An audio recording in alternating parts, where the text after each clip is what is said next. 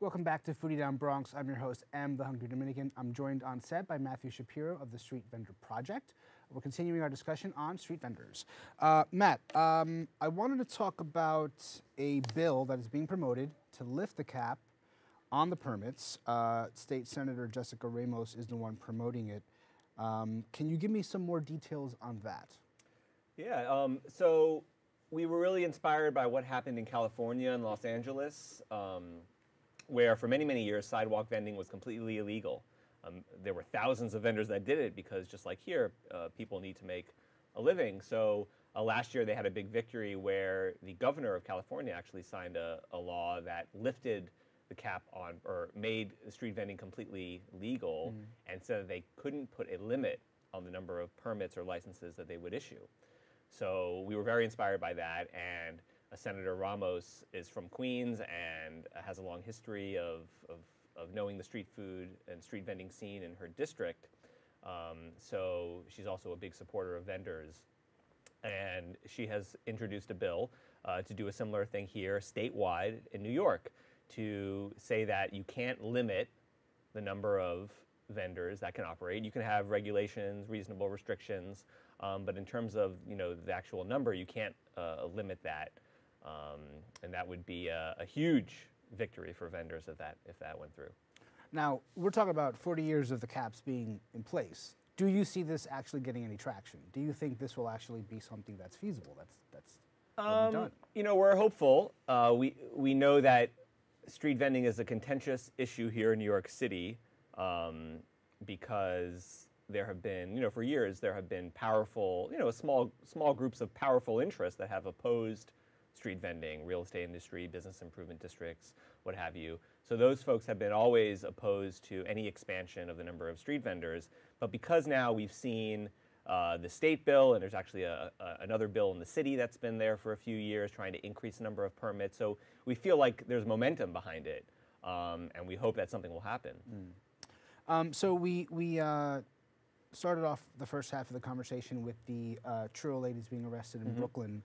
And on the Street Vendor Project website, streetvendor.org, there is an article that's written there about female vendors. Can you give me specifics about what it is that that article mentions? Right. So the background on that is that, when we think of vendors, especially in Manhattan, for example, Midtown and downtown, what do we see? Well, they're mostly male. And there have always been a lot of male street vendors. But we realize that, especially more in the outer boroughs, most of the vendors are female. And we started having a lot more female vendors come into the office over the years, and we realized that, hey, there are a lot more women vending. So we decided to form a women's committee and do a survey and ultimately issue a report on the specific challenges faced by women vendors when they're working out there in the street. Because given the gender dynamics and the fact that a lot of vendors are male, women vendors are facing specific issues. We found that a lot of women vendors tend to be single mothers, tend to have multiple children that they need to take care of. So they often turn to vending as a way to earn some income to pay their rent, to support their kids, because it affords them a little bit of flexibility, right? They can drop the kids off at school, run out and sell for a few hours, pick the kids up, or sometimes bring the kids with them to their vending spot.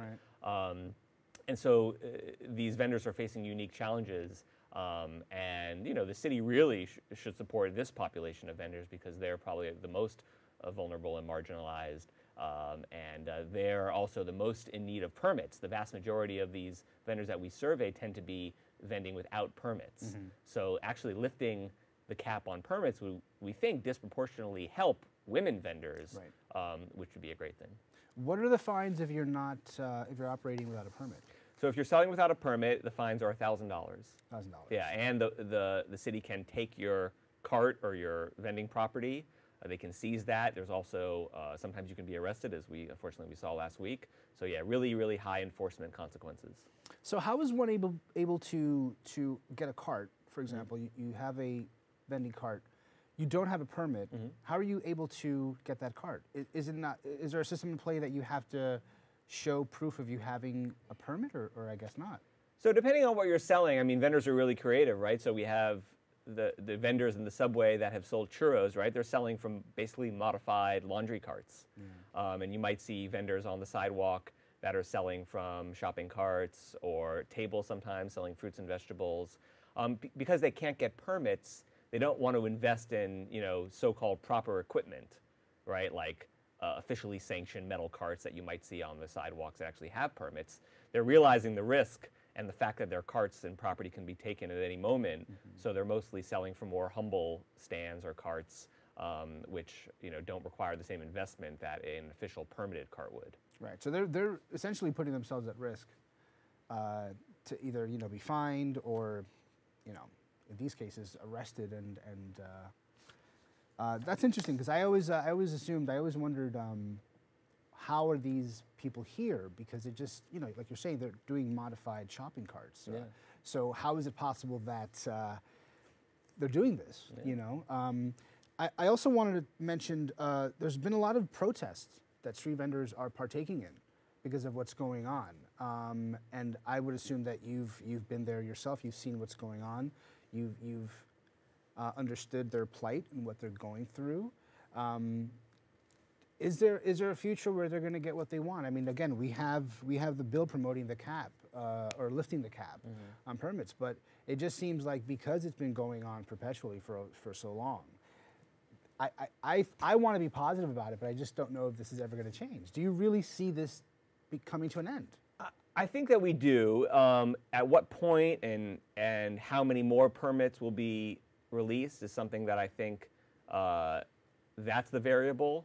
Senator Ramos's bill is great. I hope that there would be a lifting of the caps. I mean, before 1983, there were no caps. It would be great if we went back to that situation. It'd be great if there were unlimited opportunities. I just wanted to be clear, just because we say lifting of the caps doesn't mean that the streets that would be, wall-to-wall vendors. There are numerous regulations and restrictions in place governing where vendors with permits can and cannot go, making sure the sidewalk is wide enough for pedestrians to pass and so forth. So the so-called statement of chaos on the streets simply isn't true. Right. So I think that, yes, we'll get to a point where there's more opportunities for vendors. I hope it's sooner rather than later. And we hope that there will be a lifting of the caps as proposed by the state bill. So I think recently we're helped by the momentum that's been there. A lot of politicians have been coming out in support of vendors in light of what's happened to the vendors who were arrested. So I hope that momentum continues and the politicians' actions follow their words. Right. I want to zero in on the incident in the Harlem subway station. I also have a question for you. Okay.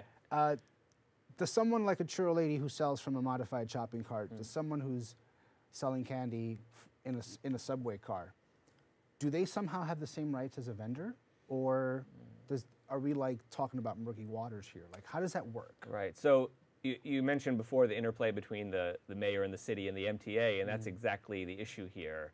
So vendors that are selling within the subway system or on MTA property have another layer of issues and another layer of risk, because not only do you need a license and permit from the city to be a vendor, if you want to sell on MTA property, you also need special permission from the MTA, which they don't give to street vendors. There's no system for vending in the subways in place. There never has been. So it's always been sort of this underground, no pun intended, system where vendors have been taking an additional risk, because not only can they be fined for vending without a license and permit, they can be subject to all the MTA's regulations and enforcement, which is what we saw last week with the churro vendors. So it's another layer of risk. But people have been doing it for years. Where there's opportunity, there will be business, and the city should encourage that or come up with a system and allow them to sell. Ensure that there's safe passage for people getting on and off the trains, but allow them to sell. I mean, the city allows artists to perform on the platforms and musicians, and they have kiosks and newsstands in various subways, although those seem to be declining. Some subway stations even have fancy food halls, I've seen in Manhattan. Right. So there's all these opportunities there, but we should provide opportunities to those who need it most, vendors. Right. And you had mentioned this before, that a lot of vendors are immigrants. They're coming to this country, they're trying their best to live the American dream, and they're getting so much pushback. You also mentioned that lot of these permits are being rented by other vendors, and the ones who are the original holders are people who moved on from their vending. How many vendors do you see sort of just give up the entire dream of doing this because there's been so much opposition, so much pushback? Or do you see them doing what you mentioned, which is renting out these permits? Yeah, I think it depends on the situation. I mean, if you have a good spot, let's say you're selling on the sidewalk and you're at a busy, on a busy street, and you have a loyal customer base for many years, even if you're renting a permit, some people are able to make a business. Now, they're not getting rich. It's not like winning the lottery, right? They're able to make a decent living and maybe support their family. For those that are doing it without a permit, some people do it part of the year. Some people will do it few years and then give it up and do some other job. But people want security. So the fact that if they were able to get their own permit in their own name, they'd be able to do better because they wouldn't have to pay that $20,000 or $25,000, or they just have the security that they would be able to do it, free of enforcement.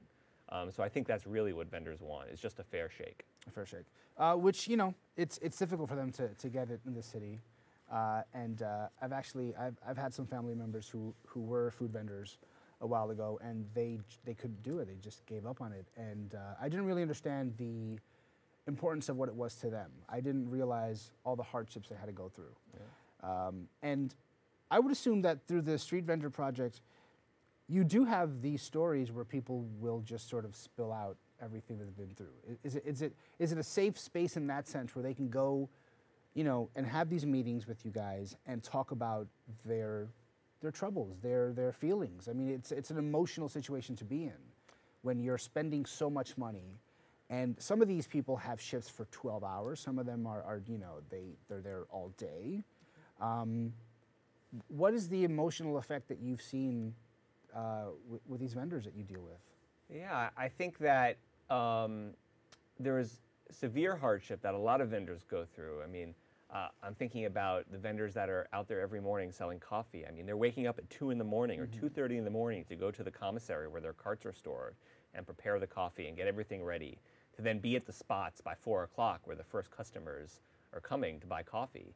So, I mean, I couldn't even imagine that, waking up at 2 in the morning for years and years and years just to be out there to sell coffee every morning. Because as New Yorkers, right, we expect that. Yeah. We expect that there'll be coffee on every corner in the morning. But we don't think about all the work that goes into it, right? Who is that person behind the cart? What are they going through? Just like the churro vendors, right? We sort of expected to see maybe mangoes in the summer or churros in the winter on certain subway platforms, but we don't really think about, well, what is that? Who is that person, and what are the risks? What are the risks that they may be taking, and what is their life like? So yeah, I mean, we hear all these types of stories at the Street Vendor Project because there's really no other place for vendors to go to. The city doesn't have an office of street vending. There's no street vending ombudsman, which maybe there should be. So we have this organization, or a place that vendors can go and organize and talk about their issues, and more importantly, come up with ways to solve them. Right. Let's talk about a little bit of the subject of safety. We mentioned female vendors and how they have their own situations and problems to deal with. What, when it comes to the subject of safety, what's the one reoccurring thing that you keep hearing about when it comes to street vendors? It's mostly their interactions with the police and other authorities. I mean, there are issues with vendors on the street, issues of crime and other things like that, and women vendors feel that disproportionately. But by and large, the biggest issue, people don't feel safe when they see the police coming, which is sort of the opposite of what we think should happen, right? The police, some people think the police should be there to help us feel safe, and yeah, that's a strong point. But by and large, when the vendors see the police, their first instance, especially if they're vending without a permit or license, is to run, because they're worried about getting fines, they're worried about getting their stuff taken, they're worried potentially about getting arrested. So that's been the #1 point when we talk about safety and street vending. So my mind went to getting robbed, any number of things, but you're saying that the police are the ones that really cause them the most agita? The police or other enforcement agencies, right? The health department's out there also writing fines and doing enforcement. Sometimes there are these joint task force inspections with different city agencies. They'll come and do sweeps of various neighborhoods. So I think, yeah, I mean, robberies and issues like that, those do happen, but it's far, far less than just the constant fear when you're out there, especially if you're vending without a license or permit, the fear you have of the potential risk of enforcement from city agencies. One of the churro ladies who was taken in by the police, they had said that she had 2 open warrants. And they had mentioned that she had been in the same predicament before. Financially, that must take a toll on them as well, right? Of course, we mentioned that they have fines to deal with. And I guess I'm trying to figure out, what is the mentality of, you have these open warrants, you have all these fines, but you're still out there all the time. And of course, sometimes it's inevitable, meaning that you have to work, you have to make the money you can. Right. But I feel like there's so much bravery on their part, because they know that any day, any of this can go away, because of the fact that maybe they do have warrants, maybe they do have fines, maybe they're going to get fined. Will there ever be any laws, do you think, that can sort of protect them more? I mean, the idea of what you guys do is amazing, but to actually facilitate that and make that into law, do you think any of the ideas that you guys have would ever become official? Yeah, and I think we talked about the state bill there. There's language in the state bill which would hopefully decriminalize vending, which means that vendors would not or should not be subject to arrest or any type of criminal justice consequence, right? So if you're a vendor and let's say that you do happen to be breaking one of the rules or regulations that apply to vendors, there shouldn't be an arrest there, right? The maximum that should happen should be a civil fine or a civil penalty at some reasonable amount. But we don't think that vendors should be subject to the criminal justice system, because vendors are not a criminal justice issue, right? It's a small business issue. So I don't know why the police are the ones that are immediately involved, right? There should be a special agency created to both help vendors and also deal with regulation. And they definitely should not be, arrested or subject to criminal court or any of that, because they're just trying to make a living and they're not doing anything inherently wrong or illegal. Right. So we saw the arrest of the churro lady. It was all over social media. Have you seen the effect on social media when it comes to situations like this, right? You have these situations that before, like you had mentioned, maybe got coverage for one day, one story on the evening news, that's really it. Now we're seeing it perpetually happen. Plus or minus that we have social media now to sort of highlight these situations? So for this particular issue, it's definitely a plus, because it's just getting so much more visibility, right? Yeah. Without it being filmed and without it being shared, no one would know about it, and it's unfortunate that it happened, but it's really helping to bring these issues to the forefront, especially when you have various politicians talking about it and sending out things on Twitter. That's really powerful. But what we're really hoping for is that action follows. It's one thing to retweet something; it's another thing to actually sign a bill or put your name on a bill and pass it into law. So we're hoping that's going to follow. Wonderful. So before we wrap up, just wanted to go over some of the rights of street vendors. If you could list the ones that they have.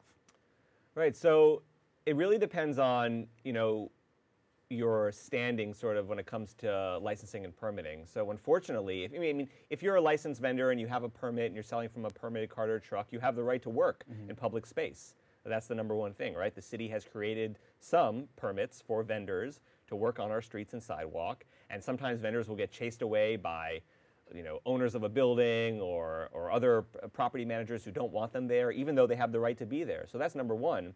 If you're a licensed and permitted vendor and you're in a legal spot, you have the right to be there, and no one can tell you to move unless there's sort of an emergency situation that requires you to temporarily move. If you're an unlicensed and unpermitted vendor, that's a bigger risk, right? So unfortunately, legally, the city doesn't give you the right to sell in public space if you don't have a license or permit. So it's very, very risky. But you would have the same rights as anyone else, that if you get arrested or have your property taken, right, you have the right to due process, you have the right to an attorney, you have the right to challenge your property confiscation if they do take your cart. So that's something that we assist vendors with at the Street Vendor Project. But I think that vendors, inherently and should have the rights of any small business. Right. That's because that's what they are. They're Right. working in the streets. The police shouldn't be involved, and they should be respected and seen as small businesses and not as a problem to deal with. Agreed. Thank you, Matthew. All right, guys, thanks for joining us. Maggie, thank you. For more information on the Street Vendor Project, visit streetvendor.org. Follow them on Instagram at Street Vendor Project, and send any inquiries you have to svpd@urbanjustice.org. Well, that's all for the show, guys. Thank you again for tuning in, and thank you to our guests today for joining us. Tune in every Thursday at 6:30 p.m. here on BronxNet, Optimum 67 and FiOS 33. Also tune in on the go at bronxnet.org and find us on YouTube. From BronxNet to the world, this is Foodie Down Bronx.